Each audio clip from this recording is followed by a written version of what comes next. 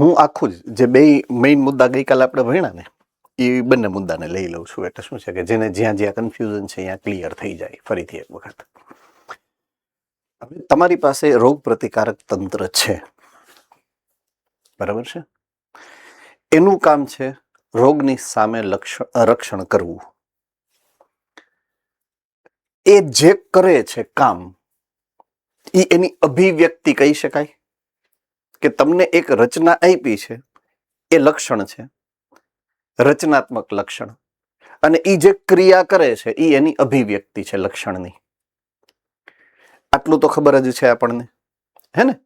તો એ એની અભિવ્યક્તિના પ્રકારની વાત અહીંયા કરી છે. એને પ્રતિકારકતા કીધું છે. જે ઈ કરે છે એ પ્રતિકારકતા છે, બરાબર છે. તો ઉપાર્જિત પ્રતિકારકતા, આઈ રિપીટ, ઉપાર્જિત પ્રતિકારકતા બે પ્રકારની છે. શું કામ ભાઈ? કારણ કે બે પ્રકારના કોષો છે કે જે ઉપાર્જિત પ્રતિકારકતા સાથે જોડાયેલા છે. હા કે ના? એક કોષનું નામ છે બી કોષ, એની સિસ્ટમ આખી અલગ છે. એક કોષનું નામ છે ટી કોષ, એની સિસ્ટમ અલગ છે. તો બી કોષ જે પ્રકારની પ્રતિક્રિયા આપે છે, જે પ્રતિકારકતા આપે છે, એ પ્રતિકારકતાને મેં નામ આપ્યું છે એન્ટીબોડી મધ્યસ્થી પ્રતિકારકતા. શું કામ? એ પ્રતિકારકતામાં બી કોષો એન્ટીબોડી બનાવે છે. ક્લિયર? આ એન્ટીબોડી ક્યાં હશે? રુધિરમાં હશે, રુધિર રસમાં હશે. રુધિર રસને તમે તરલ કયો છો એટલે એને તરલ મધ્યસ્થી પણ નામ આપ્યું છે, બીજું નામ એનું આપ્યું, બરાબર છે.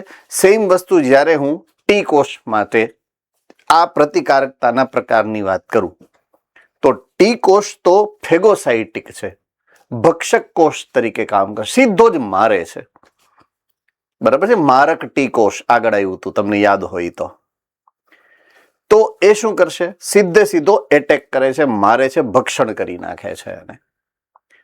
તો એક કોષીય મધ્યસ્થી પ્રતિક્રિયા તરીકે અથવા તો પ્રતિકારકતા તરીકે એને સમજવાનું છે. ક્લિયર થઈ ગઈ વાત? હવે આ બંને વચ્ચેનો ફરક છે. એટલે તમને જે મેં ગઈકાલે આ એક કીધું હતું કે એન્ટીબોડી મધ્યસ્થી અથવા તો તરલ પ્રતિકારકતા, પ્રતિચાર કોને કહેવાય? તો એન્ટીબોડી ઉત્પન્ન કરે છે એટલે એ પ્રતિકારકતા એન્ટીબોડી મધ્યસ્થી થઈ. પણ એ પ્રતિકાર ક્યાં થાય? તો કે રુધિરમાં. રુધિર એટલે શું? રુધિર એટલે એક તરલ છે, આપણા શરીરનું એક દ્રવ્ય છે, એટલે નામ આપ્યું તરલ પ્રતિકારકતાનો પ્રતિચાર છે. તરલ દ્વારા થાય છે, રુધિર દ્વારા થાય છે. રુધિર રસની અંદર એન્ટીબોડી છે અને એ આ પ્રતિકારકતા કરે છે. I hope I am very clear. Okay. હવે આના પછીનો મુદ્દો જે આપણે લીધો હતો ને ડિસ્કશનમાં, ઈ આ હતો. આમાં કન્ફ્યુઝન પણ હજી છે બધાને. એમ આઈ વેરી કરેક્ટ? હજી આમાં બધાને કન્ફ્યુઝન છે. એમ આઈ વેરી કરેક્ટ? ઓકે. હવે એ કન્ફ્યુઝનને દૂર કરી દઉં. ફરીથી એક વખત એક્સપ્લેન કરું, બધાએ કેરફુલી સાંભળવાનું છે. ઉપાર્જિત પ્રતિકારકતા, એની અંદર તમારું શરીર, તમારા શરીરની બી કોષો, તમારા શરીરના બી કોષો જો પોતે પોતાની જાતે, આઈ રિપીટ, પોતાની જાતે, ફરીથી એકવાર, પોતાની જાતે એન્ટીબોડી બનાવે કુદરતી રીતે, તો એના બે પ્રકાર છે. જુઓ હવે, એક લિવિંગ એટલે કે જીવંત સ્થિતિમાં બેક્ટેરિયા હવા દ્વારા તમારા શરીરમાં ઘૂસ્યું, તમારા શરીરના બી કોષોએ એના વિરુદ્ધ એન્ટીબોડી બનાવ્યું. આટલું સમજાય? ઓકે. એ મુદ્દાને હું શું કહીશ ખબર છે? સક્રિય પ્રતિકારકતા, અને ઈ કુદરતી રીતે થઈ છે. સમજાણું? Yes or no? ઓકે. હવે હું શું કરીશ ખબર છે? એક બેક્ટેરિયાને લઈશ, એ બેક્ટેરિયાને હું મારી નાખીશ, અને એ મરેલ બેક્ટેરિયાને તમારા રુધિરમાં ઘુસાડો. ક્લિયર થાય છે? મરેલું બેક્ટેરિયા તમારા શરીરમાં ઘૂસે તો તમારા શરીરમાં પ્રતિકારકતા તો થઈ જ ને, બરાબર છે? તો આ રસી સ્વરૂપે છે તો થાય કેવું? કૃત્રિમ છે સક્રિય પ્રતિકારકતા જ. તમારું શરીર તો બનાવે જ છે ને એન્ટીબોડી. તમારા શરીરમાં જ્યારે મૃત બેક્ટેરિયા ઘૂઈશું તો તમારા શરીરને એના પ્રતિકાર કરવાની ખબર પડે છે. એ જીવતું છે કે નથી ખબર, એ બી કોષોને નથી ખબર. બી કોષો માટે એન્ટીબોડી જ છે, એટલે સોરી એન્ટીજન જ છે, એટલે એન્ટીબોડી તો બનાવશે જ. ક્લિયર થઈ ગઈ વાત આખી? હા કે ના? તો એ પ્રતિકાર થાય છે આપણા શરીર દ્વારા જ થાય છે, પણ એમાં તમે જે દાખલ કર્યું છે એ મૃત અવશેષ છે ને રસી સ્વરૂપે તમે નાખ્યું, એટલે એને વાત કરી છે કૃત્રિમ, પણ છે સક્રિય, કારણ કે તમારું શરીર એન્ટીબોડી તો બનાવે જ છે. મેં તમને ઉદાહરણ પણ આપ્યું હતું, શું? વેક્સિનેશન કે જે તમે લીધેલી હશે નાનપણમાં, બરાબર છે. મોટા ભાગની વેક્સિન્સ જે છે આ રીતના સક્રિય પ્રતિકારકતા માટે જવાબદાર છે. હવે હું નિષ્ક્રિય પ્રતિકારકતાની વાત કરું, જેમાં તમારું શરીર એ એન્ટીબોડી ઉત્પન્ન નથી કરતું.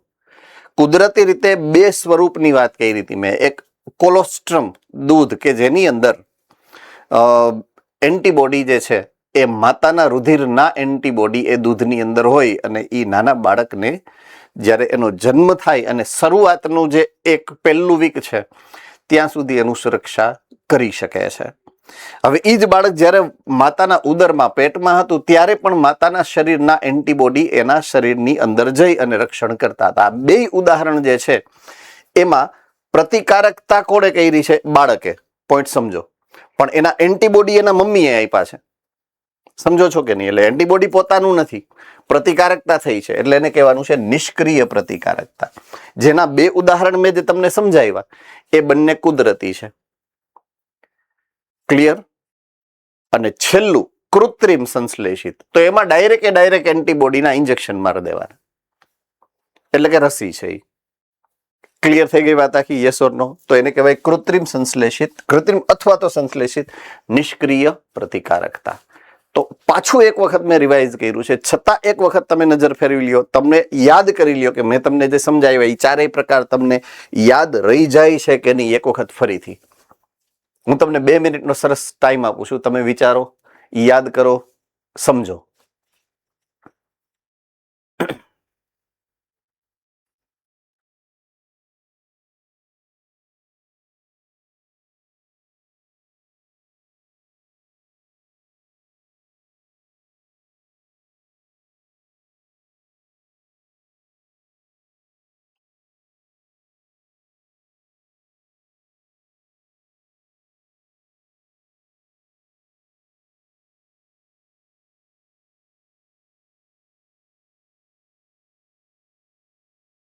ઓકે,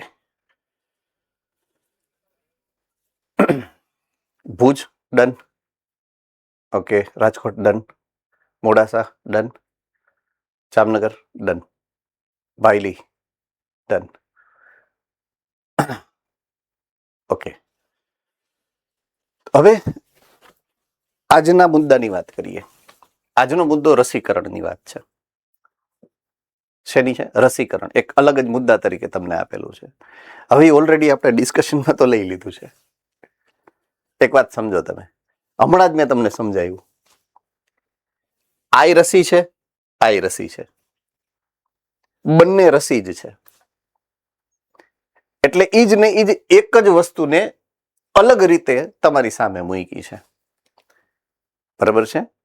કે ક્યારેક શું કરીએ છીએ આપણે, કૃત્રિમ સક્રિય પ્રતિકારકતા રસીકરણ આના માટે વાપરીએ, અને ક્યારેક રસીકરણ આપણે નિષ્ક્રિય પ્રતિકારકતા માટે વાપરીએ. છે બંને કૃત્રિમ. શું કામ? રસી છે માનવ સર્જિત છે એટલા માટે. તો ક્યારેક એ સક્રિય પ્રતિકારકતા સ્વરૂપે હોય છે જ્યારે આપણે મૃત અથવા તો નિષ્ક્રિય થઈ ગયેલા બેક્ટેરિયા કે વાયરસને આપણા શરીરમાં દાખલ કરીએ ત્યારે, અને ક્યારેક આપણે સીધા એન્ટીબોડી નાખી દઈએ તો એને નિષ્ક્રિય પ્રતિકારકતાનો ભાગ કહેવાય. રસી બે પ્રકારની છે, ટૂંકમાં આપણે એ સમજવું, ઓલરેડી સમજેલું છે. આમાં આપણે પ્રતિકારકતાના સંદર્ભે વાત કરતા હતા, ઓમાં આપણે રસીના સંદર્ભે વાત કરવાની છે. મુદ્દો તો એ જ છે, મેચ એક જ છે. સમજો, ક્રિકેટનો મેચ એક જ છે, પણ હું જ્યારે દાખલા તરીકે મેં બોલ નાખ્યો, બરાબર છે, હું બોલર છું, મેં બોલ નાખ્યો, સેજ વાઇડ ગયો તો મારા માટે એ નેગેટિવ થઈ ગયું, પણ બેટ્સમેન માટે પોઝિટિવ થઈ ગયું. જો ઘટના એક જ છે, પણ બે અલગ અલગ દ્રષ્ટિકોણથી જો તો એકને ફાયદો છે, એકને નુકસાન છે. તો આમાં એવું ફાયદો નુકસાનની વાત નથી કરતો હું, તો તમને ખાલી એક એનાલોગસ ઉદાહરણ આપું છું. બરાબર છે કે આમાં પણ એવું છે કે અહીંયા હું જે વાત કરી રહ્યો છું એ પ્રતિકારકતાના પ્રકારના સંદર્ભે વાત કરું છું, હું રસીના સંદર્ભે વાત કરું છું. એટલે મુદ્દો તો એક જ છે કે રસી બે પ્રકારની છે. એક રસી સક્રિય પ્રતિકારકતા માટે આપણે વાપરીએ છીએ, બીજા પ્રકારની રસી આપણે નિષ્ક્રિય પ્રતિકારકતા માટે વાપરીએ છીએ. તો એ જ વસ્તુને આપણે આગળ વધારીએ તો સૌથી જે મેઇન મુદ્દો છે આવી ગયો તમને, જે હું કહેવા માંગુ છું એ કે રસીકરણ અને પ્રતિકારકતાની જ્યારે આપણે વાત કરવાની છે ત્યારે સૌથી પહેલાનો મુદ્દો આપણે જે યાદ કરીએ, મેં હમણાં જ તમને રિવાઇઝ કરાયો એ જ છે એમ કે રસીકરણ કે પ્રતિકારકતાનો સિદ્ધાંત પ્રતિકાર તંત્રની સ્મૃતિના ગુણધર્મને આધારે આપણે ડેવલપ કરેલો છે. મનુષ્યએ પોતાની સુરક્ષા માટે ડેવલપ કરેલો છે, વિકાસ કરેલો છે. આટલું સમજાય કે ના સમજાય બેટા? હે ને? એ જુનાગઢ વાળા કેમ નથી દેખાતા?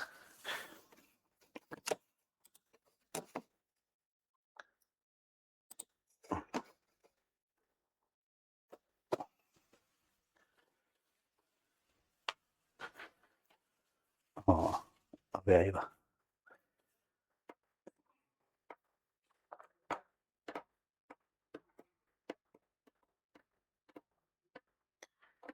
સોરી હો, મારું ધ્યાન જ નહોતું કે તમે લોકો વેઇટ કરો છો. ઓકે, આજનો મુદ્દો હજી શરૂ કરેલો છે. પહેલો પોઈન્ટ છે, આપણે રસીકરણથી શરૂઆત કરવાની હતી. સક્રિય રસીકરણ અને નિષ્ક્રિય રસીકરણ, બે પ્રકારના રસીકરણ ગઈકાલે આપણે સમજ્યા છે. બરાબર છે? ગઈકાલે આપણે ક્યાં સમજ્યા હતા? જો આઈડિયા કે તમે જ્યારે ઉપાર્જિત પ્રતિકારકતામાં પહેલો મુદ્દો જોયો તો સક્રિય પ્રતિકારકતા, એનો જે કૃત્રિમ અથવા તો સંશ્લેષિત છે એ રસી જ છે. એટલે એક એવી રસી છે કે જે સક્રિય પ્રતિકારકતા માટે વાપરીએ છીએ. અને બીજું આપણે જોયું તો નિષ્ક્રિય પ્રતિકારકતામાં, એમાં બે પ્રકાર હતા, કુદરતી અને કૃત્રિમ. એ કૃત્રિમ છે એ પણ રસી છે. એ રસી તમે શેના માટે વાપરો છો? તો કે નિષ્ક્રિય પ્રતિકારકતા માટે. એટલે રસી બે પ્રકારની અહીંયા તમને સમજાવી છે. આવી રહી રસી શું છે? બે પ્રકારની પ્રતિકારકતા તમને પ્રોવાઈડ કરે છે. આપણે આપણી સુરક્ષા માટે, રોગોના લક્ષણ માટે વિકસાવેલી એક પદ્ધતિ છે, એટલે કૃત્રિમ કહેવાય એને.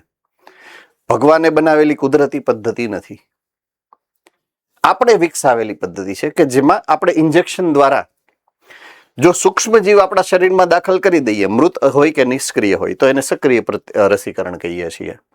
ડાયરેક્ટ એન્ટીબોડી તમે નાખી દો તો એને નિષ્ક્રિય રસીકરણ કહેવાય. બરાબર છે? તો એ કોના ગુણધર્મને આધારે નક્કી કર્યું છે આપણે? તો આપણે સ્મૃતિના ગુણધર્મ, મીન્સ એન્ટીબોડી. કેન્દ્રમાં કોણ છે? એન્ટીબોડી. જો આપણું શરીર એન્ટીબોડી બનાવશે રસીને કારણે તો સક્રિય રસીકરણ થયું. ડાયરેક્ટ તમે એન્ટીબોડીનું જ ઇન્જેક્શન નાખી દેશો તો એને નિષ્ક્રિય રસીકરણ કહેવાય. સિમ્પલ. ચાલો, આમાં કોઈને કઈ ડાઉટ? પક્કા? Okay, done. તો પહેલું સક્રિય રસીકરણ એટલે કે સક્રિય પ્રતિકારકતા.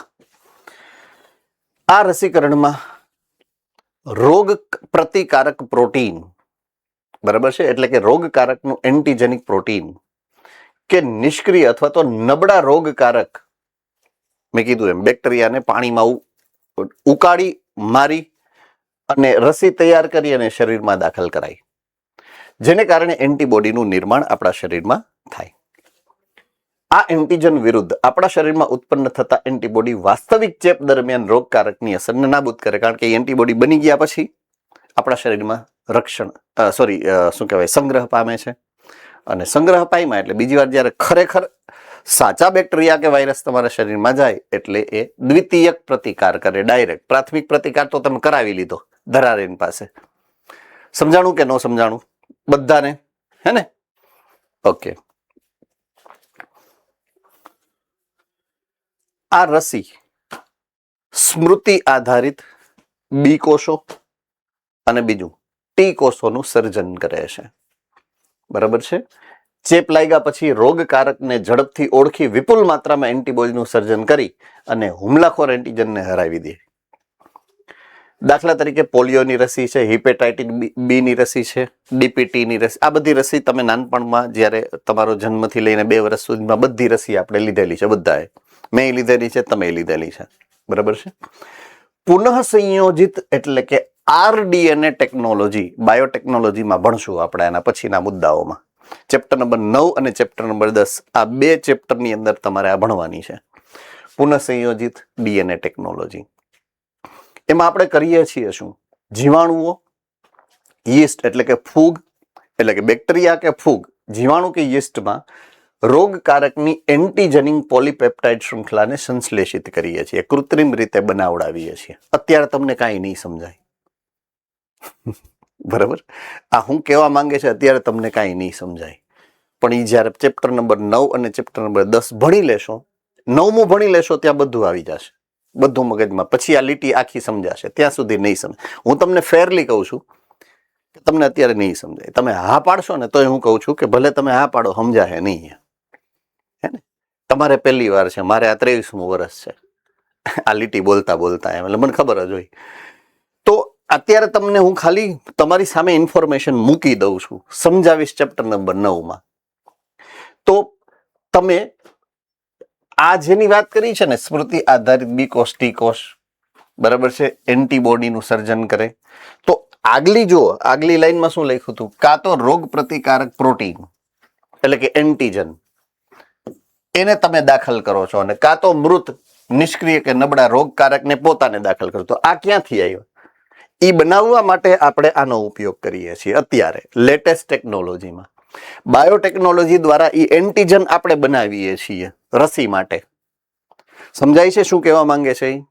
ટૂંકમાં આપણે જે એન્ટીજન બનાવવા છે ને, એ એન્ટીજનનું આપણે કૃત્રિમ રીતે સંશ્લેષણ કરી શકીએ છીએ. એના માટે આપણે જે ટેકનોલોજી વાપરીએ છીએ એ ટેકનોલોજીને આરડીએનએ ટેકનોલોજી કહેવાય, જે બાયોટેકનોલોજીનો પાયો છે. હે ને? તો પોલીપેપ્ટાઇડની શૃંખલા સંશ્લેષિત કરવામાં આવે છે. આ રીતે રસીનું મોટા પાયે એટલે કે ઔદ્યોગિક ઉત્પાદન કરાવવામાં આવે છે. પ્રતિકારકતાના હેતુથી રસીની ઉપલબ્ધિ અત્યારે જેટલી જોઈએ એટલી છે. ઉદાહરણ તરીકે હિપેટાઇટિસ બી, જે અહીંયા આગળ હમણાં જ ઉદાહરણમાં આવી રહ્યું, બરાબર છે, યીસ્ટમાંથી બનાવવામાં આવે છે. યીસ્ટમાંથી હિપેટાઇટિસ બી બને. અલગ અલગ પ્રકારના બેક્ટેરિયાનો ઉપયોગ કરી શકાય છે અલગ અલગ પ્રકારની રસી બનાવવા માટે. એક ઉદાહરણ તમને અહીંયા આપેલું છે કે હિપેટાઇટિસ બી ની રસી બનાવવા માટે આપણે યીસ્ટ, એક કોષીય ફૂગ એકમાત્ર, જેને તમે ઓળખો છો, બરાબર છે, એનો ઉપયોગ કરીએ છીએ. રેડી? આટલી ખાલી ઇન્ફોર્મેશનને તમારી યાદ અત્યારે રાખવાની છે, વધારે આપણે આગળ ચર્ચામાં લેશું એને. ઓકે, હવે પ્રકાર નંબર 2, નિષ્ક્રિય પ્રતિકારકતામાં રસી ક્યાં તમને મદદ કરે છે? હે ને? તો જ્યારે કોઈ પણ વ્યક્તિ ઓચિંતું ઘાતક જીવાણુઓથી સંક્રમિત થાય, ઘાતક જીવાણુ અથવા તો ઝેર, પોઈન્ટ સમજો. હવે ઈ તો એનું કામ વિધિન સેકન્ડ્સ, અમુક મિનિટમાં જ કરવા માંડે. તો ઈ સમયે સ્મૃતિ આધારિત એન્ટીબોડી બને, એ કામ કરે, ત્યાં સુધીમાં જીવ વયો ગયો હોય. એટલે જ્યારે ઇમરજન્સી વાળા જીવાણુ હોય કે ઝેર હોય, એ સમયે તાત્કાલિક ધોરણે આપણે એન્ટીબોડીની જરૂરિયાત પડે. તરત આપણે એન્ટીબોડી હોવા જરૂરી છે. હવે ત્યારે આપણે રસીકરણમાં ઓલા મૃત કરેલા સજીવો મૂક્યા હોય ને એવું તો કાંઈ હોતું, એ ઇમરજન્સીમાં બીજી કાંઈ વાત જ નહીં, એન્ટીબોડી જ નાખવા પડે તો જ આપણે તાત્કાલિક બચી શકીએ. તો તૈયાર રાખેલા ડાયરેક્ટ એન્ટીબોડી જ, અથવા તો જો ઝેર હોય તો એન્ટીટોક્સિન, કાં તો એન્ટીબોડી જો ઝેરી બેક્ટેરિયા શરીરમાં ઘૂસ્યા હોય તો, પોઈન્ટ ટુ બી નોટેડ, જો ઝેરી બેક્ટેરિયા કે ઝેરી વાયરસ આપણા શરીરમાં ઘૂસ્યો ત્યારે તૈયાર એન્ટીબોડી વાપરવાનું, યાદ રહેશે. અને જો સર્પદંશ જેવી ઘટના બની, વીંછી કરડ્યો, સાપ કરડ્યો, કે જેનું ઝેર તમને ચડવાનું છે, તો એ ઝેરનો મારણ ઝેર છે, આપણે એવું સાંભળ્યું હશે કહેવત છે, ઝેરનું મારણ ઝેર. ઈ ઝેર કયું ખબર છે? ઈ આ એન્ટીટોક્સિન કહેવાય. ઈ એના ઝેરમાંથી જ બનાવેલું છે. એનું ઝેર એન્ટીજન, એની સામે આપણે બનાવ્યું એન્ટીબોડી કૃત્રિમ રીતે ઉદ્યોગ દ્વારા. તો ઝેરને આધારે જ ઝેર બને. બીજું એન્ટીટોક્સિન છે, રાઈટ? તો જ્યારે ઝેરી અસર હોય તો એન્ટીટોક્સિન, અને ઝેરી સૂક્ષ્મજીવ કે બેક્ટેરિયા આવ્યા કે વાયરસ આવ્યા ત્યારે જે તૈયાર એન્ટીબોડીનો આપણે ઉપયોગ કરવાનો રીએ છે. દાખલા તરીકે ધનુર નામનો રોગ થાય, સાંભળેલો હશે, બહુ કોમન શબ્દ છે ધનુર ઉપડવું. કટાઈ ગયેલું લોખંડ એ જ્યારે વાગેલું હોય, બરાબર છે, ત્યારે ધનુર ઉપડવાની શક્યતા વધારે હોય. ખબર છે? આવું સાંભળ્યું છે, રાઈટ? ઓકે.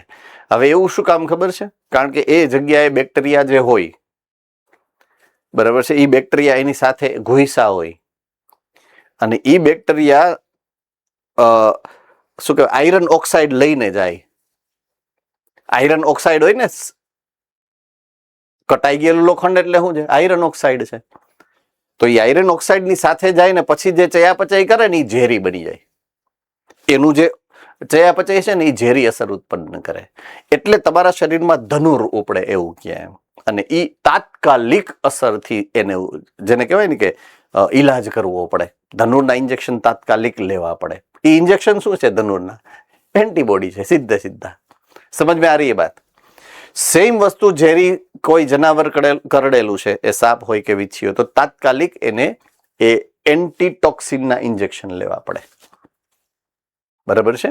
એટલે એ બંને કેસ જે છે એ નિષ્ક્રિય પ્રતિકારકતામાં રસીકરણ દ્વારા તમે એનો ઈલાજ કરો છો. તો જ્યાં ઇમરજન્સી નથી ત્યાં સક્રિય રસીકરણ, અને જ્યાં ઇમરજન્સી છે ત્યાં નિષ્ક્રિય રસીકરણનો ઉપયોગ કરવાનો રીએ. બરાબર છે? ચાલો, આમાં કોઈને કઈ ડાઉટ હોય તો પૂછી શકો છો.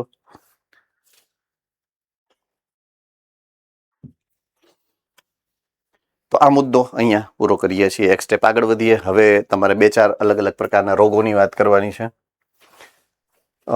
કેન્સર ને એલર્જી ને વગેરે વગેરે. હા બેટા, બોલ બે. અવાજ નથી આવતો, અવાજ નથી આવતો, અવાજ નથી આવતો.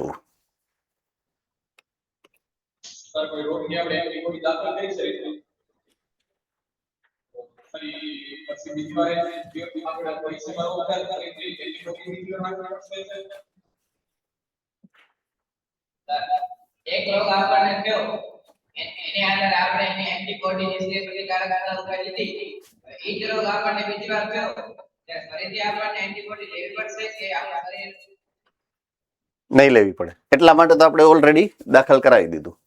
બરાબર છે?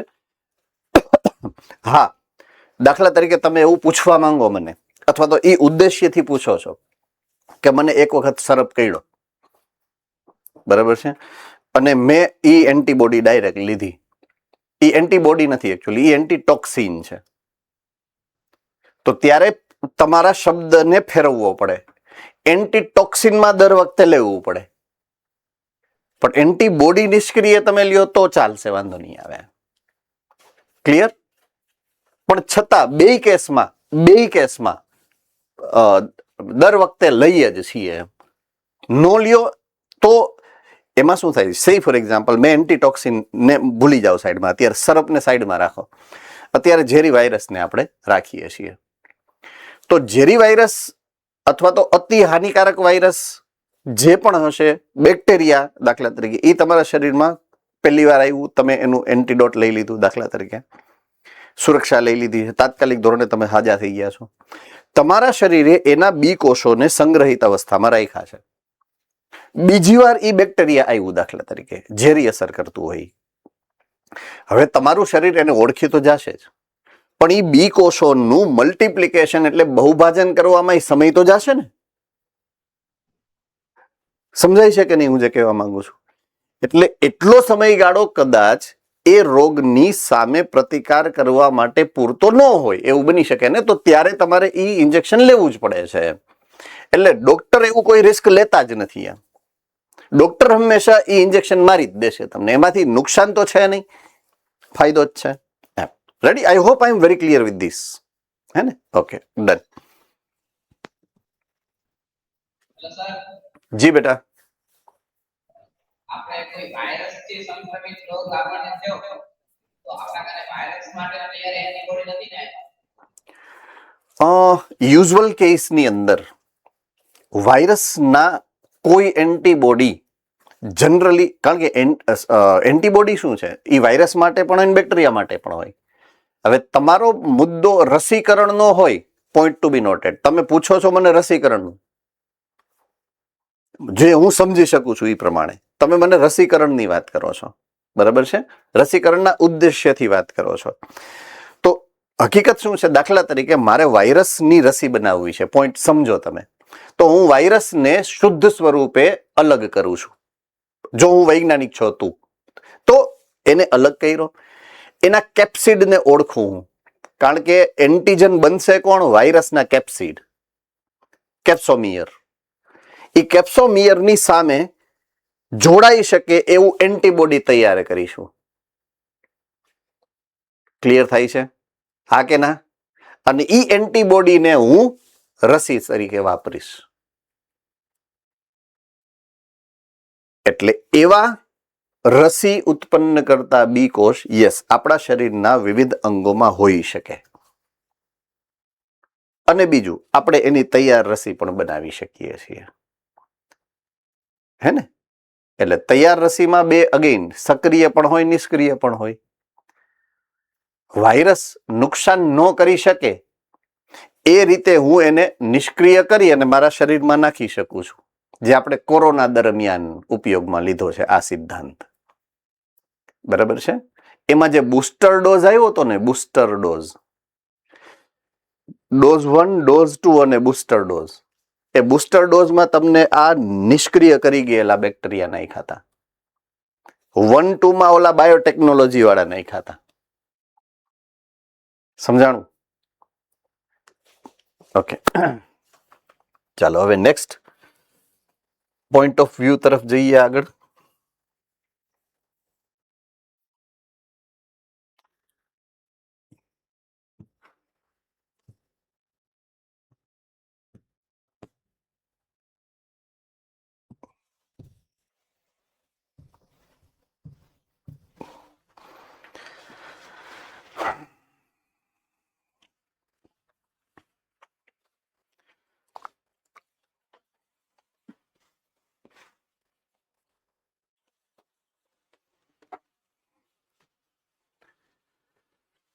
હવે જે આપણે મુદ્દાઓ ભણવા છે એ એક ચોક્કસ પ્રકારની આપણા શરીરમાં જોવા મળતી અનિયમિતતાઓ વિશેની વાત કરવી છે.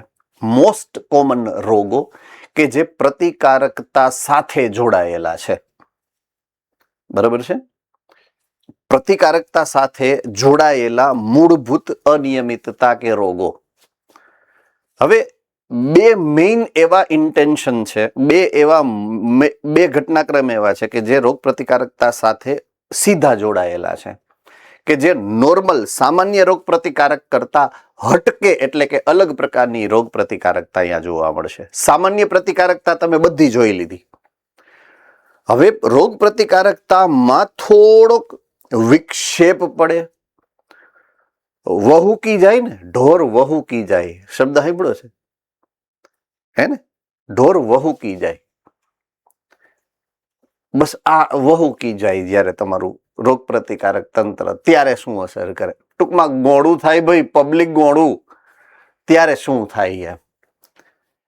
દાખલા તરીકે હું અત્યારે તમારી સામે કેમેરા સામે ઊભો છું, બરાબર છે? હું કદાચ તમારી સામે આવું તો તમને એટલી બધી વાંધો ન આવે, પણ જે કેમેરામાં તમે જે સ્ક્રીન ઉપર તમે શાહરૂખ ખાનને જોવો છો ને એ શાહરૂખ ખાન તમારી સામે આવી ગયો તો તમને કેવું થાય? વાવ ફેક્ટર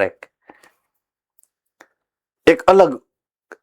જે વિરાટ કોહલીને તમે રમતા સ્ક્રીન ઉપર જોયો ને એ વિરાટ કોહલી તમારી બાજુમાંથી નીકળે તો એમને જ જણજણાટી થવા માંડે, ખબર નહીં હું કામ. એ બધા એની હારે થાય. સમજાય છે? તો એને કહેવાય અલગ ફિલિંગ આખી એમ. એટલે ઘણીવાર રોગ પ્રતિકારક તંત્રને કઈક અલગ જ ફિલિંગ આવવા માંડે, એ જણજણાટી વાળી રોગ પ્રતિકારકતા કરે એમ. હે ને? તો એવી એક પ્રતિકારકતા છે એલર્જી. જે સામાન્ય પ્રતિકારકતા નથી. વહુકી ગયેલી ભેંસ છે એમ. તમે બાજુમાંથી નીકળો ને તો શીંગડું મારે, હાવ કારણ વગરનું. એને વહુકી ગયા કહેવાય. એને જે દોતા હોય ને એને નો દોવા દે એમ, એને પાટું મારે એમ, એને વહુકી ગયા કહેવાય. એટલે રોગ પ્રતિકારક તંત્રનો સામાન્ય સિદ્ધાંત તમે જે સમજો ને એમાં થોડોક વિક્ષેપ પડે, એને તકલીફ પડે અને અલગ રીતે પ્રતિકારકતા દર્શાવાય છે, તો એને એલર્જી નંબર 1. બીજું છે ઓટો ઇમ્યુનિટી, સ્વ રોગ પ્રતિકારકતા. મેં આની પહેલા પણ 2 વખત તમને સમજાવ્યું છે. એટલે આ 2 મિસ્ટેક વાળી વસ્તુ છે કે સામાન્ય રોગ પ્રતિકારકતાના સિદ્ધાંતમાં થોડોક વિક્ષેપ પડે. જેમ કેમ આપણે જનીન શાસ્ત્રના સિદ્ધાંતોની વાત કરીએ કે આદર્શ સિદ્ધાંત પ્રમાણે આમ થવું જોઈએ, પણ થતું તો નથી ક્યારેક. વિક્ષેપ તો એમાંય પડે છે. સામાન્ય સિદ્ધાંતો કોણે આપ્યા છે આપણને? મેન્ડલે. અને જો વિક્ષેપ વાળા સિદ્ધાંતો કોણે આપ્યા છે આપણને?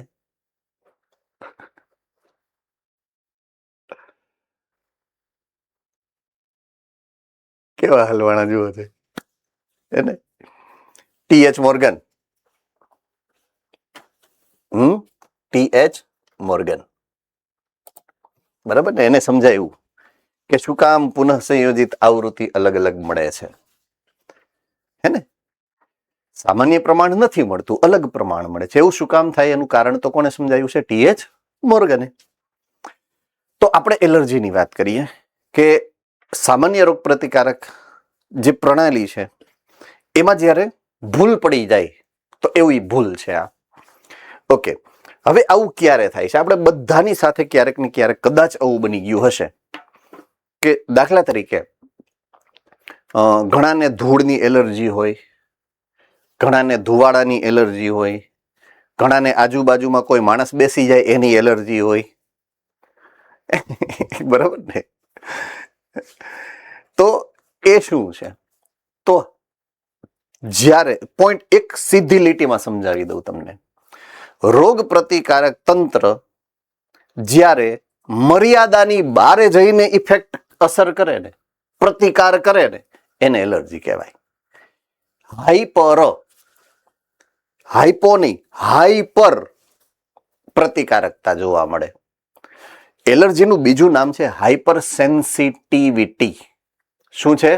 Hyper sensitivity. ધૂળ ને ધુમાડો બધે છે જ. ઈ ધૂળ જો તમારા શરીરમાં ગઈ અને જે સંવેદના થાય એના કરતા વધારે સંવેદના થાય ને હાઈપર સેન્સિટિવિટી કહેવાય. બરાબર છે? એટલે allergy is one type of hyper sensitivity.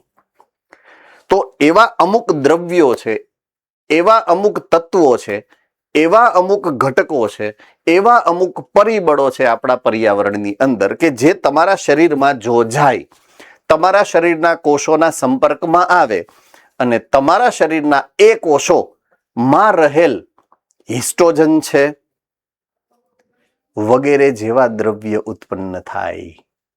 હિસ્ટેમાઇન. યાદ આવી ગયું? ક્યાં આવ્યું હતું હિસ્ટેમાઇન? ક્યાં આવ્યું હતું? યાદ કરો જોઈએ. જામનગર. યસ, રુધિર પરિવહન તંત્રની અંદર આવ્યું હતું. બરાબર છે? હિસ્ટેમાઇન પ્રકારના રુધિરની અંદર રહેલા પ્રોટીન નત્રલો. ઓકે, બીજી જગ્યાએ પણ આવ્યું છે.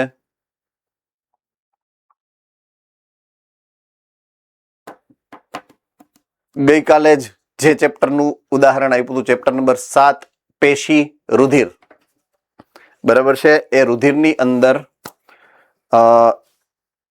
કોઈ પણ રુધિર ખાલી નહીં, કોઈ પણ સંયોજક પેશી, બરાબર છે, એની અંદર વિશેષ પ્રકારના કોષો રહેલા છે. આ કોષો એ વિશેષ પ્રકારના પ્રોટીન બનાવે છે, હિસ્ટેમાઇન, કે જે એલર્જી માટે જવાબદાર છે. બરાબર છે? તો આ કોષનું નામ કોને યાદ છે?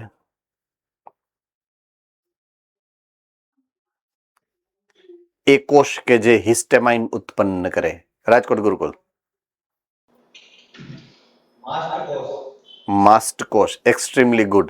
જો આ સંલગ્ન માહિતી છે, જે તમને પહેલા સમજાવી દીધી છે. હવે ઈ માસ્ટ કોષોનું કામ આ છે, એલર્જીક પ્રતિક્રિયા આપવી, હિસ્ટેમાઇન છે વગેરે જેવા દ્રવ્ય ઉત્પન્ન કરીને. બરાબર છે? તો એલર્જી બીજું કાંઈ નથી. જે સમયે હિસ્ટેમાઇન ઉત્પન્ન થાય ને હિસ્ટેમાઇન અતિ ઝડપથી પ્રતિક્રિયા આપી નોર્મલ કરતા વધારે રિસ્પોન્સ આપે. તો એવા ઘણા દ્રવ્યો છે, બધાયને અલગ અલગ પ્રકારના દ્રવ્યની અલગ અલગ અંગમાં એલર્જી હોઈ શકે. ઘણાઈને એલર્જી થાય ત્યારે આંખમાંથી પાણી નીકળવા માંડે, ઘણાઈને નાકમાંથી પાણી નીકળવા માંડે, ઘણાઈને કાનમાં સીટી વાગવા માંડે, ઘણાઈને ચામડીમાં ખંજવાળાવવા માંડે, લાલ લાલ ચકામાં થઈ જાય. બરાબર છે? ઘણાઈને ચક્કર આવવા માંડે. મોસ્ટ કોમન જે તમને ખબર છે એ છે ઓલી સીડસ નીકળવી, ખાટું ખાય એટલે સીડસ નીકળે, વિટામિન સી ની એલર્જી હોય. બરાબર છે? ઘણાને દૂધની એલર્જી હોય, દૂધ પીએ તો અમુક પ્રકારના રોગો થવા માંડે, અપચો થઈ જાય વગેરે. રાઈટ? એટલે મૂળ મુદ્દો એ છે કે પર્યાવરણમાં કેટલાય બધા આવા દ્રવ્યો છે. ઘણાને અમુક સિઝનમાં જ એલર્જી થાય. એ અમુક સિઝન હોય એટલે એમાં ધૂળની અંદર ધૂળની એલર્જી ન હોય, એને પરાગરજની એલર્જી હોય. પરાગરજ જાય તમારા શરીરમાં એટલે તમારું શરીર હાઈપર રિએક્ટિવિટી કરે.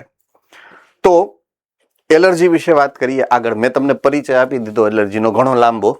હવે આપણે ટેક્સ્ટબુક પ્રમાણે સમજવાનો પ્રયત્ન કરીએ. તો મેં તમને સમજાવ્યું એ પ્રમાણે કે પર્યાવરણમાં ઘણા બધા એવા દ્રવ્યો છે કે જ્યાં તમારા શરીરમાં જાય, બરાબર છે, એ પ્રતિજન જ છે, એટલે કે એન્ટીજન જ છે, પણ એ જ્યારે શરીરમાં જશે ત્યારે વધુ પડતો પ્રતિચાર કરાવશે. સામાન્ય નહીં, સામાન્યથી વધુ પ્રતિચાર કરાવશે. અને જ્યારે એવું બને તો એ ઘટનાને એલર્જી કહેવાય, એ રિએક્શનને એલર્જી કહેવાય. આ મોસ્ટ કોમન વસ્તુ. ઘણાને દવાનું રિએક્શન આવે, એ એલર્જી છે. અમુક પ્રકારની દવાની એલર્જી થઈ જાય એટલે રિએક્શન આવે, હે ને? આવા પદાર્થો જેમના પ્રત્યે આવો પ્રતિચાર સર્જાય છે, એટલે કે દાખલા તરીકે ધૂળ તમારા શરીરમાં ગઈ ને ધૂળને કારણે અસર થઈ, તો એને એલર્જી પ્રેરક કહેવાય. શું કહેવાય? જેના દ્વારા એલર્જી થાય એને એલર્જી પ્રેરકો કહેવાય છે. ઉદાહરણ, ધૂળ એટલે કે ધૂળ ન હોય, ધૂળની અંદર રહેલ માઇટ્સ જીવાત હોય. બીજું પરાગરજ છે. અને ત્રીજું પ્રાણીઓના શરીર ઉપર રહેલ ખોડો, બિલાડી છે, કૂતરા છે, ગાય ભેંસ છે, એના શરીર ઉપર એની રૂવાટીની અંદર આવા સૂક્ષ્મ ફૂગ જે કહેવાય કે ફૂગ, ખોડો, હવે એની એલર્જી હોઈ શકે. ઘણાઈને કૂતરા મીંદડાની આપણા ઘરમાં આવી ગયા હોય તો છીંક આવવા માંડે, યા. બરાબર છે? ઓકે. હવે આપણા શરીરમાં જ્યારે ઈ જાય છે, કોણ? આ એલર્જી પ્રેરકો. તો આપણા શરીરમાં એનું પ્રતિકાર કરવા માટે નંબર 1 કોઈ એન્ટીબોડી તો સર્જાવાની જ છે. જે એન્ટીબોડીનું સર્જન થાય છે ને એ એન્ટીબોડીનું નામ છે IgE. ખાસ યાદ રાખવાનું છે. બરાબર છે? એલર્જીમાં IgE પ્રકારની એન્ટીબોડીનું સર્જન થાય છે, પણ એ ખાલી IgE નું જ સર્જન નથી થતું. હવે જુઓ, IgE કરશે હું માસ્ટ કોષ સાથે પ્રક્રિયા કરશે. હવે શું કામ એલર્જી થાય છે એની વાત આવી. માસ્ટ કોષો સાથે જોડાય. માસ્ટ કોષ હિસ્ટેમાઇન અને સેરોટોનિન જેવા દ્રવ્યોનો સ્ત્રાવ કરે. હિસ્ટેમાઇન અને સેરોટોનિનનો સ્ત્રાવ કરે. આ બે જ દ્રવ્યનું નામ તમને ઈ ચેપ્ટર નંબર 7માં રુધિરમાં અને રુધિર નહીં પણ સંયોજક પેશીમાં સમજાયું હતું. હિસ્ટેમાઇન અને સેરોટોનિન, આ બે દ્રવ્યો જે એલર્જી પ્રેરક છે, એલર્જી એને દ્વારા થાય છે. ઈ પછી શું થાય? દાખલા કે હિસ્ટેમાઇન છે, સેરોટોનિન છે, જો એ ચામડી ઉપર કામ કરે તો ચામડી ઉપર ચાઠા પાડી દે. નાક ઉપર કામ કરે તો નાકમાંથી છીંક આવવાની શરૂ થઈ જાય ને પાણી નીકળવાનું શરૂ થઈ જાય. તો જે જગ્યાએ અસર કરશે, ઘણાને શું થાય કે જેવી ધુવાળા, દાખલા કે બસમાં જતા હોય બાજુવાળો બીડી પીવે એટલે ઉધરસ ચાલુ થઈ જાય, ખબર છે ને? ઓર છીંક ચાલુ થઈ જાય, કન્ટિન્યુઅસ છીંક આવી જ રાખે, બંધ જ ન થાય. ઈ આ સેરોટોનિન કે હિસ્ટેમાઇનની અસર છે. ક્લિયર થઈ ગઈ વાત આખી? હા કે ના? તો એલર્જી પ્રેરક જ્યારે શરીરમાં ગયું, બી કોષ દ્વારા આઈજીઈ નું સર્જન થાય. આઈજીઈ માસ્ટકોષ પાસે જાય. માસ્ટકોષ બે પ્રકારના દ્રવ્યોનું સ્ત્રાવ કરી શકે, હિસ્ટેમાઇન ઓર સેરોટોનિન, અને એના દ્વારા જે પ્રતિક્રિયા મળે એ પ્રતિક્રિયા એલર્જી છે. લક્ષણો મેં તમને ઘણા બધા સમજાવ્યા. આઈ રહ્યું છીંક, ઘણાઈને આંખની એલર્જી, આંખમાંથી પાણી નીકળે, ઘણાઈને નાકમાંથી નીકળે, બરાબર છે. શ્વાસ લેવામાં તકલીફ થાય, એવું થાય. અસ્થમા, દમનો રોગ, તો ઈ એલર્જી જ છે એક પ્રકારની, જેમાં શ્વાસ લેવામાં તકલીફ પડી જાય. શ્વાસ નળી જે છે ને એની એલર્જી છે. શ્વાસ નળી ફૂલાઈ જાય ઓટોમેટિક, ક્વિકલી શ્વાસ નળી ફૂલાઈ જાય. તો શ્વાસ નળી ફૂલાઈ જાય તો હવા અંદર કેમ જાય? સમજાય છે કે નહીં? એટલે પછી એનું ઓલું આવે છે પ્લાસ્ટિકનો ઓલો સ્પ્રે જેવો એરોસોલ, ઈ આમ લઈ લ્યો ને એટલે ઈ તરત જ જે આ હિસ્ટેમાઇન ને સેરોટોનિન ને જે માસ્ટકોષો છે ને એ માસ્ટકોષોને નિષ્ક્રિય કરી દે, એટલે તરત જ ઈ કંટ્રોલ આવી જાય, ઇમિજિએટલી, તરત જ. ક્લિયર થઈ ગયું? એલર્જીનું નિદાન કેમ ખબર પડે? અઘરું છે ઈ, હે ને? કારણ કે તમને શેનાથી એલર્જી છે, એક તો એલર્જી છે એ તો ખબર પડી જાય તરત જ. એબનોર્મલ છીકો આવે, એબનોર્મલ ઉધરસ આવે, એબનોર્મલ નાક વહે, એબનોર્મલ આંખ વહે, એબનોર્મલ ચકામાં થઈ જાય. આ બધી એલર્જીના લક્ષણો છે. પણ શેનાથી એલર્જી થાય કેમ નક્કી કરવું? તો એ તમારી આદત દ્વારા તમને ખબર પડી જાય લેટર ઓન. એનો અભ્યાસ કરવો પડે, બરાબર છે? એમને ખબર ન પડે. તમને ઓટોમેટિક ખબર પડી જાય કે આ ખાધું તું, આ પીધું તું, આ લીધું તું, આ શ્વાસ એ જગ્યાએ શ્વાસમાં, એનો તમારે કેરફુલ અભ્યાસ કરવો પડે. એટલે ખબર પડે કે આ નહીં ખાવાનું, એમ આ ખાઉં છું તો મને થાય જ છે. દાખલા તરીકે ઘણાઈને એવું હોય કે સોયા સોસ ને એવું બધું હોય ને, જે અત્યારે ફાસ્ટ ફૂડ તમારા ફેવરિટ છે, એનું એક કન્ટેન્ટ છે. પીઝા ને ચાઇનીઝ ને એ બધામાં સોયા સોસ આવે જ. તો સોયા સોસની એલર્જી કોમન છે, મોસ્ટ કોમન છે, હે ને? તો એ બધી વસ્તુ ખાવ ત્યારે થાય એટલે સમજી જવાનું કે હા, ફાસ્ટ ફૂડ જેથી ખાય છે તેથી થાય છે. હવે પછી કયા પ્રકારનું ફાસ્ટ ફૂડ ખાઈ છીએ તો વધારે થાય છે, એના આધારે નક્કી થાય કે કદાચ આનું કન્ટેન્ટ કોઈ હોય એમ, બરાબર છે? તો તેનું કારણ જાણવા માટે દર્દીને સંભવિત એલર્જન્સ ના સંપર્કમાં લઈ આવવામાં આવે. હવે આપણને એવું શંકા જાય છે કે ફાસ્ટ ફૂડ ખાય તેથી થાય, એટલે એક દી ફાસ્ટ ફૂડ ખાવાનું, બીજે દીએ ફાસ્ટ ફૂડ ખાવાનું, ત્રીજે દી, ત્રણેય વખત થાય એટલે સમજી જવાનું અથવા આ ફાસ્ટ ફૂડને કારણે જ થાય છે, બરાબર છે? આટલું સમજાઈ ગયું કે નહીં? એટલે એ ચેક કરવું પડે, અને આના દ્વારા જ થાય છે એ ખબર પડે. તો પ્રતિક્રિયાનો અભ્યાસ કરતા તમે પકડી શકો કે તમને શેની એલર્જી છે.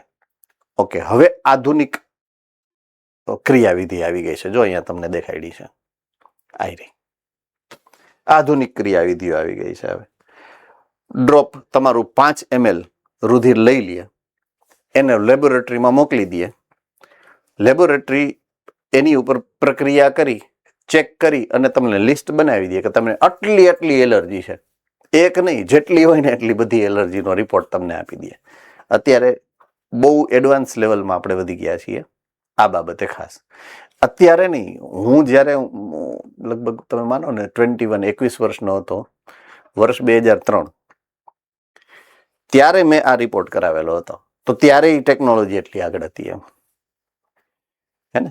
એટલે મને 27 આઇટમ્સની એલર્જી નીકળી હતી એક જ ગાય, 27 આઇટમ્સ. અને મને હતી ને 21મા વર્ષે ઓચિંતા નહીં આવી, એટલે એમાં લખેલું હતું રિપોર્ટમાં કે આ તમને જીનેટિકલ છે.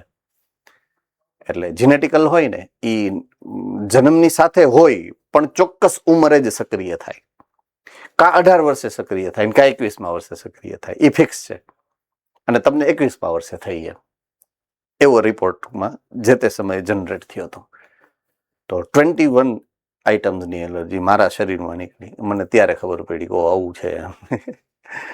તો દરેક લગભગ કોઈક ને કોઈક વ્યક્તિને કોઈક ને કોઈક પ્રકારની એલર્જી તો હોઈ શકે છે. હોય જ એવો હું શ્રાપ ન આપી શકું, પણ હોઈ શકે જ છે. આપણને ખબર જ ના હોય એકચ્યુઅલમાં. પણ હોય છે એમ. આપણા ભારતની મોટા ભાગની વસ્તી દૂધથી એલર્જીક છે, તમને ખબર છે? નહીં ને? દૂધના પ્રોટીનની આપણે મોટા ભાગની વસ્તીને અસર છે એલર્જીની. એટલે ઘણી એલર્જી એવી હોય કે જેના તમને ખબર જ નથી, એની મેળા એક બોડી એડજસ્ટ કરી લે છે, પણ છે એલર્જી એમ મોટા ભાગના વસ્તીમાં, મોટા ભાગની વસ્તીમાં, ભારતમાં ખાસ. શું કામ એ નથી ખબર, પણ છે. આ મેં એક રિસર્ચ વાંચેલું હતું એટલે મને ખબર છે. અપ્રોક્સિમેટલી 65-70% લોકોને છે લેક્ટોજન્સની એલર્જી, દૂધના ટૂંકમાં પ્રોટીન્સની. ઓકે, એલર્જીનો ઉપચાર. ડ્રગ એટલે કે દવા, એન્ટીહિસ્ટેમાઇન દવા, એડ્રીનાલિન, એડી નથી, એડ્રીનાલિન અને સ્ટીરોઇડ જેવા ઔષધો દ્વારા એલર્જીના લક્ષણને ઝડપથી મટાડી શકાય છે. બરાબર છે? જેમાં આ એડ્રીનાલિન છે કે સ્ટીરોઇડ છે, એની અસર કદાચ વ્યાપક છે, એમાં કોઈ શંકા નથી. મીન્સ ઝડપથી થાય એમાં શંકા નથી, પણ આડઅસર કરી શકે. પણ એન્ટીહિસ્ટેમાઇન દવા એવી છે કે જેની કોઈ આડઅસર હોતી નથી, એટલે મોસ્ટ કોમન આ દવા છે કે જેનો ઉપયોગ થાય છે. બરાબર છે? એન્ટીહિસ્ટેમાઇન, એની કોઈ આડઅસર નથી સામાન્ય રીતે. આ બે એવી છે કે જે આડઅસર હોઈ શકે, એનું રિએક્શન આવી શકે કદાચ.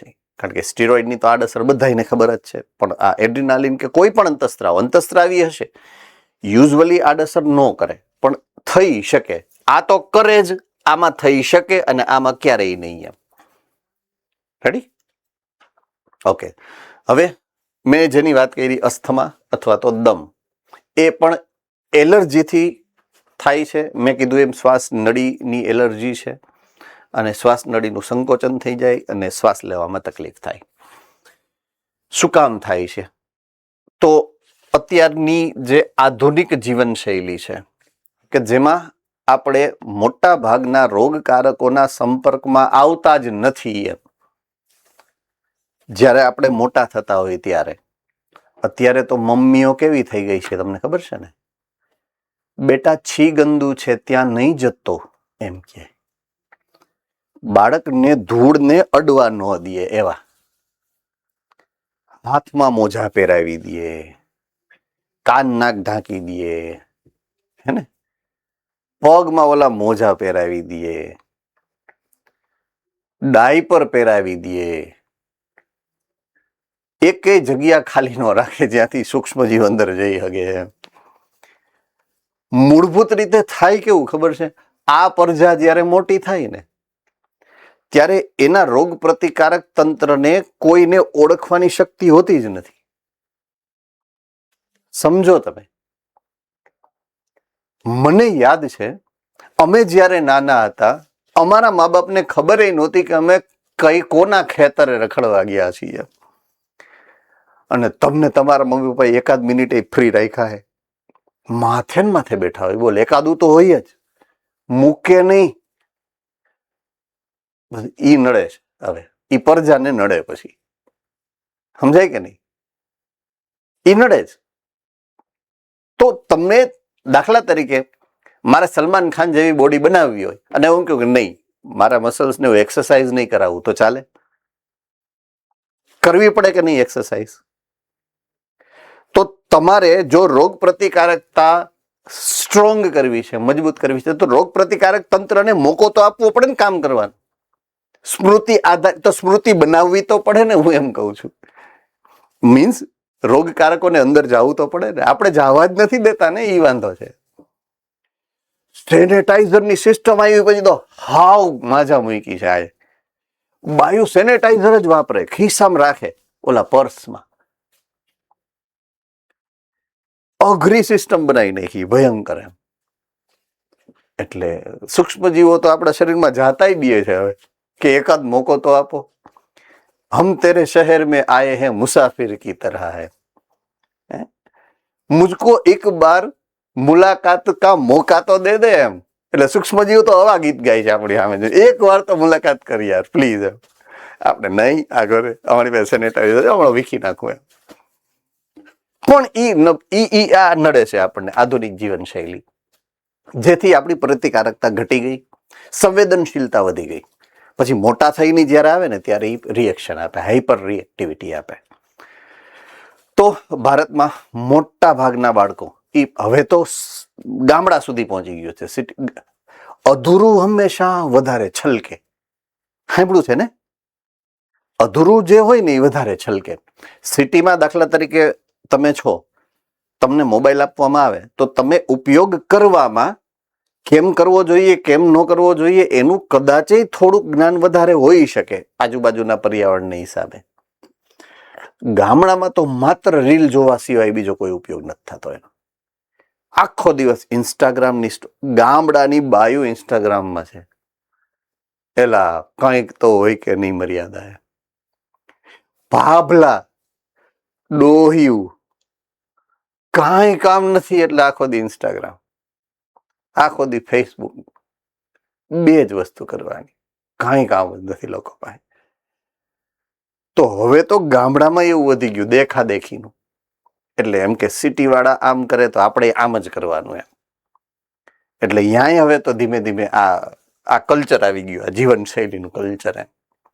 સમજાય છે? એટલે પહેલા તો ખાલી સિટી પૂરતું મર્યાદિત હતું, હવે તો બધે આવી ગયું છે. અને આ તો ધીરુભાઈએ બહુ કમાલ કરી છે કે ગામે ગામ પુગાડી દીધા મોબાઈલે, અને પાછું 5G નેટવર્ક. એટલે ઘાએ ઘા જે બને એ તરત બીજે દિવસે તો ગામડા સુધી પોગી ગયો એમ. એટલે જીવનશૈલી બધે બદલાણી છે એમ. એટલે જો એનાથી બચવું છે, અટકાવ, તો થોડું ઘણું રમવાની છૂટ હોવી જોઈએ, બજારમાં જવાની છૂટ હોવી જોઈએ. ધૂળમાં રમાડજો તમારા છોકરાઓ જેદી થાય તેદી. એને ધૂળના સંપર્કમાં આવવા દેજો, એને રખડવા જવા દેજો. બાંધે તો બાંધવા દેજો થોડીક વાર, વાંધો નહીં. ખાલી એટલું જોજો કે પાણા ન ઉપાડે બસ. બરાબર છે? અમુક ઉંમરે પછી ગાળો આવડશે ને બોલવા દેજો, એ જરૂરી છે. બધું ભડાસ બહાર નીકળી જાય ને, આ બધું જરૂરી છે એમ. હે ને? ફિલિંગ્સ જે છે એ આમ દાખલા તરીકે બહુ ગુસ્સો આવ્યો હોય, તમે હળવેકથી ગાળ બોલી લ્યો તો બધા આમ ગુસ્સો શાંત થઈ જાય કે ન થઈ જાય. તો એ એક જીવનશૈલીનો પ્રકાર છે, અભિવ્યક્તિનો એક પ્રકાર છે. આવડવી જ જોઈએ ને. તમને આવડે છે ને મને આવડે છે. બોલવું ક્યારે તો બધાને ખબર જ છે. તો એ બધું આવડવું જ જોઈએ તમને. એ ગાળ નહીં બોલીશ શીખડાવવાની હોય એકચ્યુઅલમાં થોડીક, કે બોલાય, જરૂર પડે ત્યારે બોલાય એમ. બરાબર છે?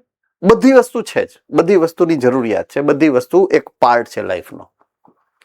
તો પણ ક્યારે શું કઈ રીતે એ બધી, જેથી એલર્જી ન થાય, જેથી એલર્જી ન થાય. તો જે મેં સમજાયું બધું સારી રીતે સમજવું, પોઝિટિવલી લેવું, દુરુપયોગ ન કરવો કે અમારા સરે કીધું તું હાલો ગાડી શીખડાવો મને એમ, એવું ઘરે જઈને કહેતા નહીં પાછા. બરાબર? નહીતર પાછું મારી ઉપર આવશે કે તમે સાહેબ આવી સલાહ દીધી હતી એમ.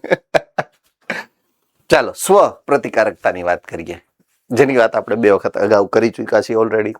સિમ્પલ લોજિક છે, ઓલરેડી સમજેલું છે. એ થાય છે ખાસ કરીને આમાં ઉચ્ચ કક્ષાના પૃષ્ઠવંશીઓમાં, કે જેમાં સ્મૃતિ આધારિત ઉપાર્જિત પ્રતિકારકતા, કે જે સ્વજાત અને પરજાત વચ્ચેનો ભેદ પારખી શકે છે. જો અમુક વખતે કાં તો નંબર 1 જનીનો વિકૃતિ પાયમાં તો, અથવા તો બીજું અજ્ઞાત કારણે, જેની ખબર નથી એવા કારણે શરીર પોતાના જ કોષો ઉપર હુમલો ચાલુ કરી દે, સ્વજાત ઓળખે નહીં, જેને પરિણામે આપણા જ શરીરને નુકસાન થાય. અને આને સ્વપ્રતિરક્ષા, સ્વપ્રતિકારકતા કહેવાય. સોરી, બરાબર છે? સ્વપ્રતિકારકતા કહેવાય. ઉદાહરણ અહીંયા જે આપ્યું છે તમને એ છે સંધિવા. આપણા ઘરના વૃદ્ધ લોકોને ઓછા વત્તા પ્રમાણમાં તમે આ ક્યાંક ક્યાંક જોયું હશે. બધાને થાય એમ નથી કહેતો, કોઈકને થતું હશે. ઘરમાં દાખલા તરીકે તમારા ફેમિલીની અંદર 5-7 જો વૃદ્ધ લોકો હશે, એકાદાને કદાચ આવું હશે, હોઈ શકે. બરાબર છે? તો બહુ મોસ્ટ કોમન રોગ છે. સ્વપ્રતિકારકતા. સિદ્ધાંત તમને ખબર છે, ઉદાહરણ મેં તમને સમજાવી દીધું, બરાબર છે. છતાં તમને કાંઈ ન સમજાણું હોય તો પ્રશ્ન પૂછી શકો છો, or else I am moving to હવે નેક્સ્ટ પોઈન્ટ. બે રોગની વાત કરશું, એક એઇડ્સ.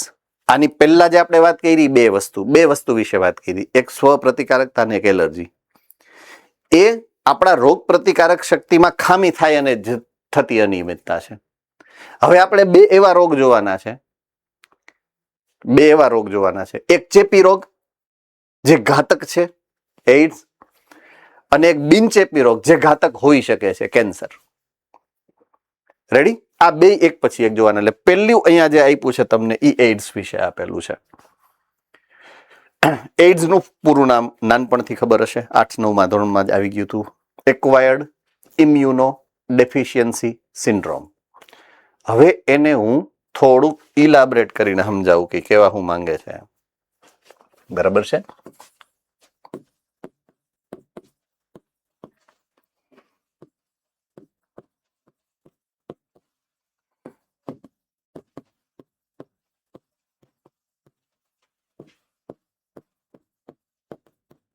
આખું નામ છે એનું.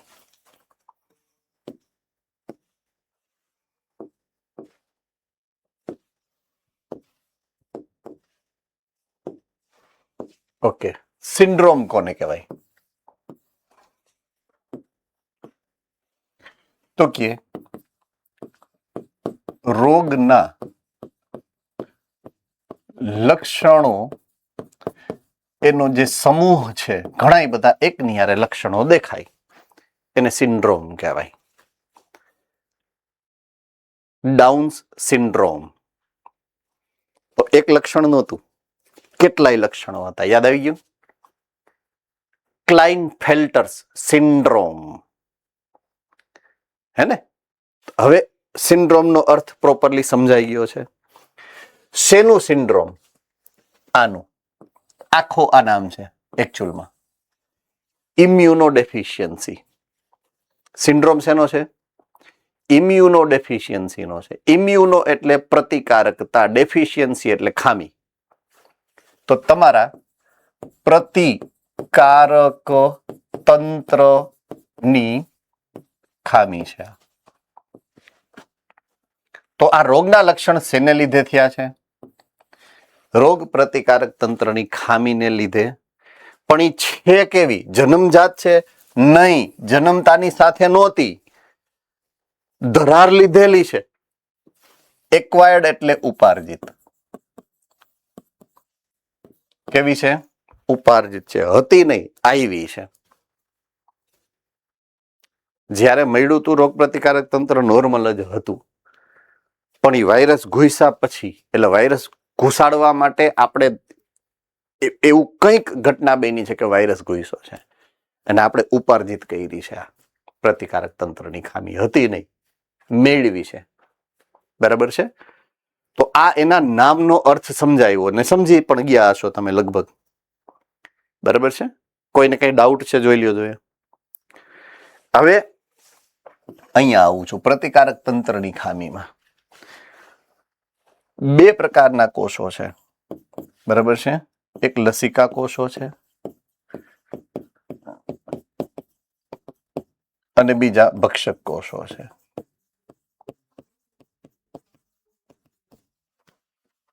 આ કોષો ઉપર હુમલો કરે ઓલા HIV નો વાયરસ,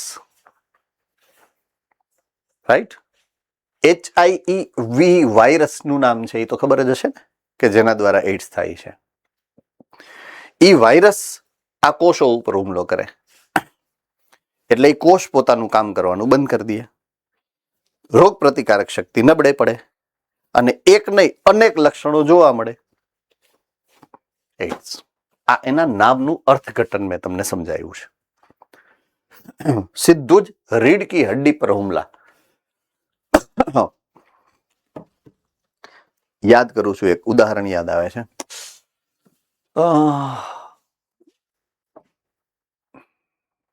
યાર, મૂવીનું નામ ભૂલાઈ ગયું, શું કરશું?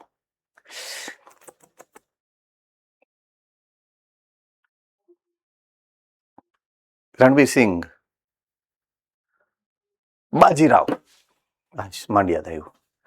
જોયું છે બધાએ બાજીરાવ? બાજીરાવ મસ્તાની ટૂંકમાં. એમાં જ્યારે એનું સૌથી પહેલો જ ઓલો રાજા બનવા માટેનો સીન આવે, આમાં એટલે તીર ને તીરથી ઓલું આમ તીર છોડીને ઓલા ખબર ને મયુર પંખ કો કાટતે હૈ, કિસકો કિસકો યાદ હે वो सीन? किसको याद है वो सीन કે એને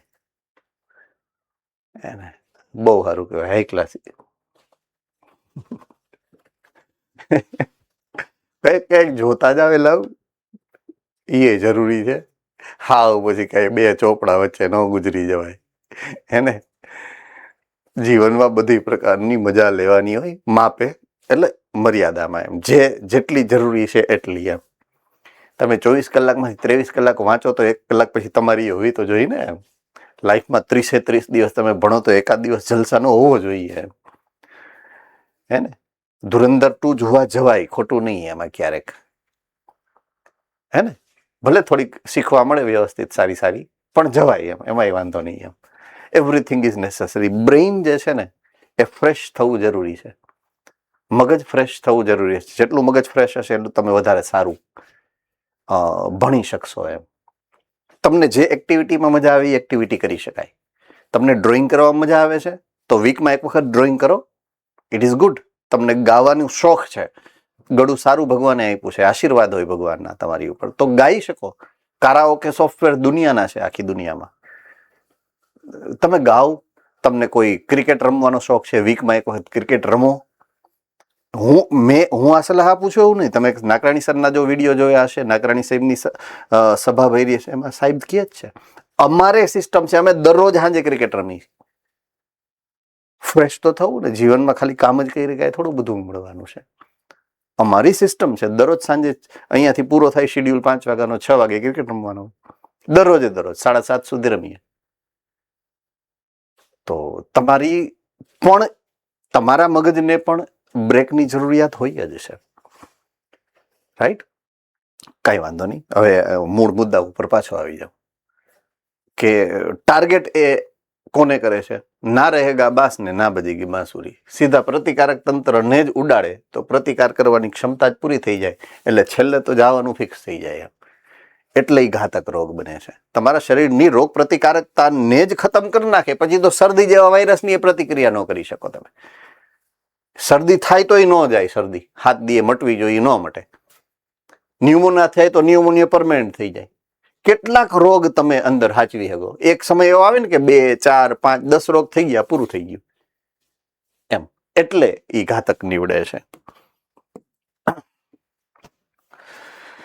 તો પરિચય મેં જે આપ્યો કે રોગ પ્રતિકારક તંત્રની ઉણપથી થતો રોગ છે અને વ્યક્તિના જીવનકાળ દરમિયાન ઉપાર્જિત થાય છે, જન્મજાત નથી. રાઈટ? સિન્ડ્રોમ રોગના લક્ષણોનો સમૂહ છે. જેનાથી થાય છે એ વાયરસનું નામ છે HIV, હ્યુમન ઇમ્યુનોડેફિશિયન્સી વાયરસ. હવે એનું અર્થઘટન સમજીએ. અરે યાર, અર્થઘટનમાંથી નવરા નહીં થાય આપણે, એવું લાગે હે ને? હ્યુમન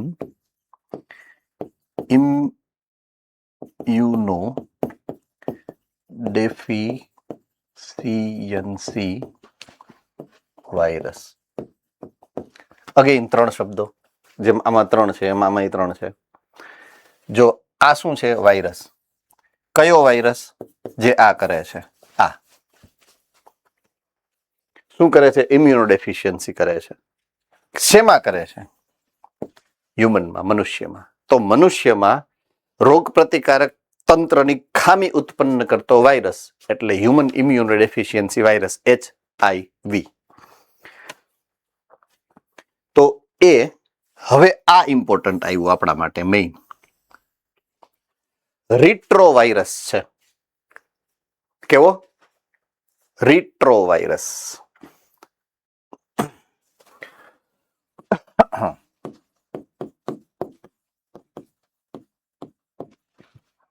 ઓકે, આ રી અને ટ્રો એને નોખા પાડીએ. રી આવે છે અહીંયાથી, રિવર્સ. ટ્રો આવે છે ટ્રાન્સક્રિપ્શન માંથી.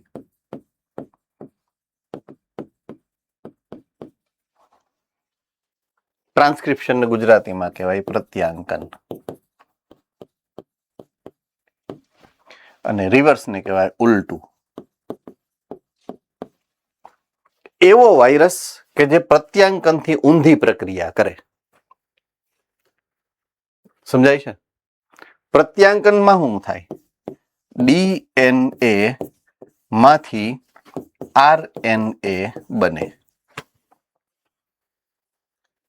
અને રિવર્સ ટ્રાન્સક્રિપ્શનમાં આવું થાય, આરએનએ માંથી ડીએનએ બને.